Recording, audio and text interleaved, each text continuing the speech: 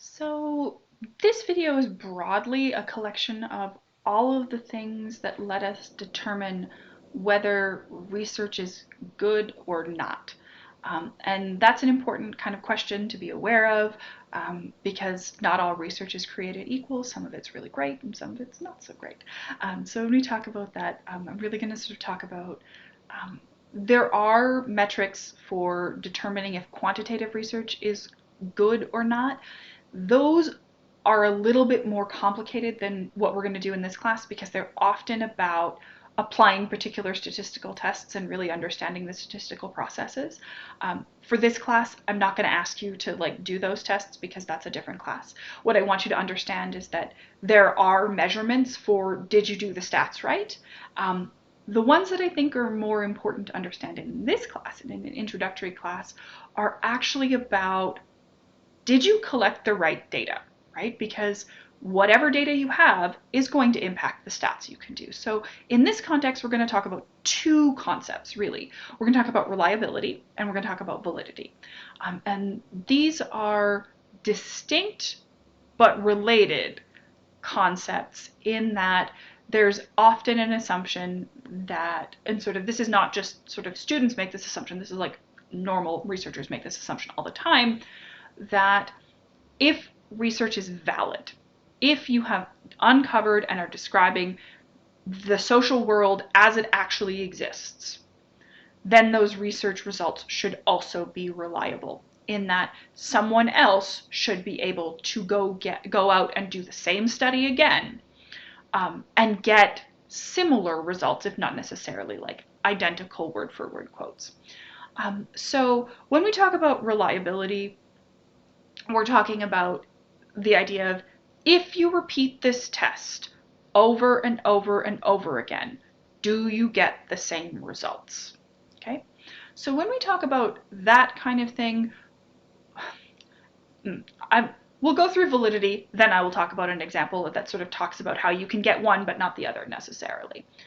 Validity is a broader question about does your test or does your research, whichever way you want to talk about it, measure the thing you say it is measuring? Okay? So when we talk about the sort of the like throwaway, we've got a throwaway example and then we've got sort of a more meaningful and meaty one. The throwaway example is to say that reliability is a conversation around every summer when temperatures increase, okay, you get ice cream sales go up and expressions of aggression go up, okay? And that's reliable, okay? That happens every summer, that happens across a variety of contexts. Like when you go look at the correlation between temperature and ice cream sales and sort of expressions of aggression, so starting fights, domestic violence, all that kind of stuff, what you wind up with is a pretty reliable measurement where, yes, you can sort of see that those things go together all the time. That's not you can't then claim that increases in ice cream sales are going to cause, that isn't to say, for example, that if you went around and measured how likely someone is to buy ice cream, you're measuring in a valid way the likelihood that they are going to express aggression, right? And the reason for that is that, as I'm sure many of you sort of figured out as I was talking about it, it's not about ice cream and it's not about aggression. It's that when there's too much heat and people get uncomfortable, they are more likely to do both things, right? They're more likely to act aggressively and they are more likely to sort of purchase ice cream because it's sort of a way of cooling down, right? So that's the sort of throwaway example. The meatier example around reliability and validity, and this is one that I talk about a lot in class, is IQ tests. Okay, so IQ is a relatively stable measurement. Okay, in that if I test you now and I test you 4 years from now and I test you in different circumstances, the results are going to be pretty much the same. It's not that it'll be identical, but you'll be within 3 or 4 or 5 points, right? Pretty close together. That's a reliable measure, and we can talk about all kinds of things. The testing is really, really reliable. A more important question would be whether or not, that's the reliability question, and IQ tests are very reliable. They measure, like the results come out consistently all the time. But there's a broader question about whether or not what IQ tests are testing is what we should understand as intelligence. So, for example, there's sort of some assumptions built into an IQ test that the ability to rotate 3D shapes is a kind of intelligence, and you'll get that in sort of IQ tests. But the ability to figure out who you should talk to in a social situation to get the result that you want is not a kind of intelligence, because that's not a thing that we have a really easy way of testing in like multiple choice tests. And if you think that both of those might be a form of intelligence, then IQ tests sort of create this weird question about, no, what are you measuring? Because IQ tests do correlate with lots of things, but is it that that's a measurement of intelligence, or is it better understood as something maybe more specific, like a measurement of academic ability, with an understanding that intelligence, sort of as the concept that we're talking about, might be broader than that, might include the sort of social pieces, might include knowing yourself, might include like all kinds of other pieces. So that's that question about sort of reliability and validity, and it is a really important one. And it leads quite nicely into one of the discussions about operationalization, which is essentially the very fancy $5 vocabulary word for what do you mean by that? Right? So when we talk about concepts and the concepts that we use in research, we're talking about things that are often quite abstract. So intelligence is not a thing I can measure with a ruler, right? If I was talking about how high is the table, then I have a ruler, I can measure it, and most people would sort of understand what I'm talking about when I'm talking about height.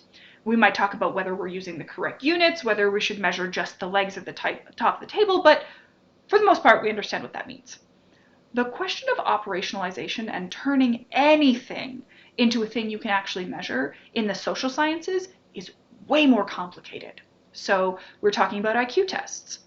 What do you mean by intelligence? Right? Do you include the social stuff?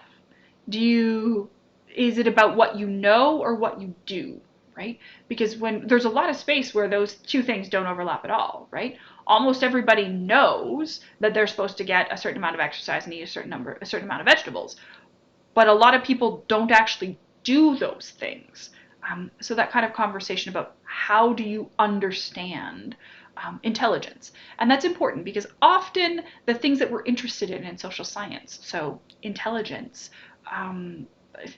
experiences of marginalization, privilege, status, like all of that stuff doesn't lend itself to it doesn't lend there's a lot of ways you could look at that and a lot of ways you could define it to measure it.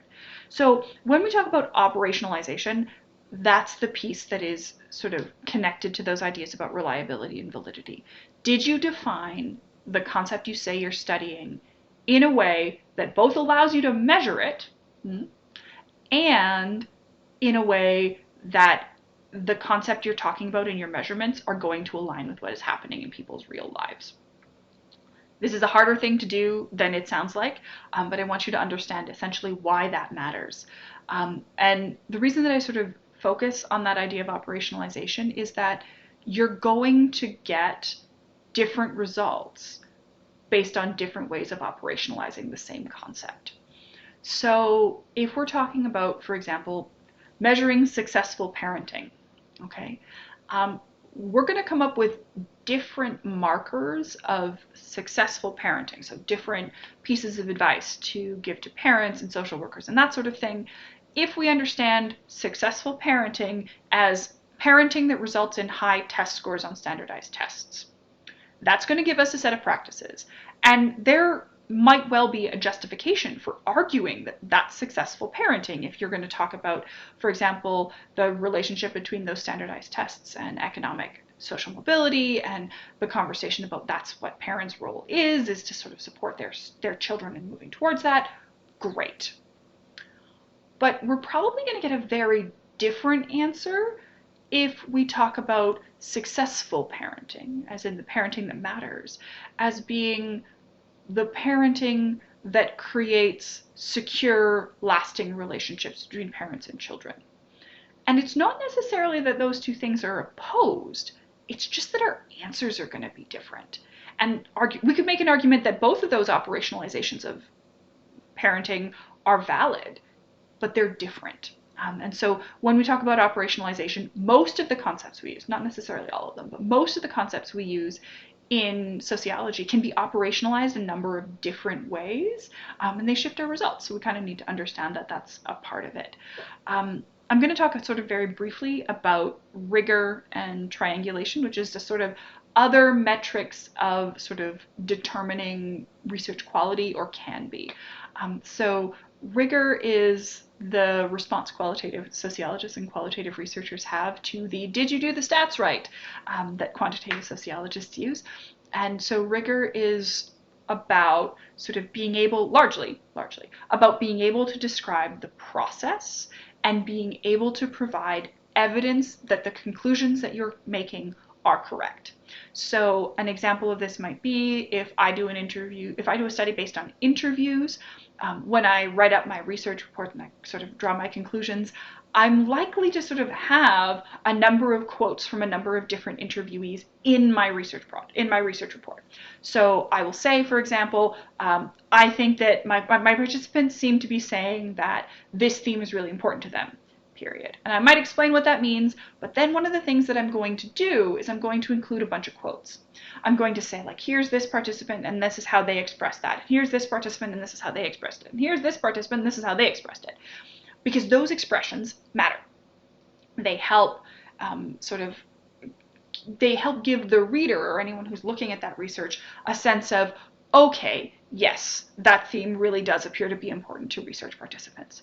It can also be about sort of documenting the process of research, so how you made the decisions that you made so that you can sort of justify them to the reader and to people around that.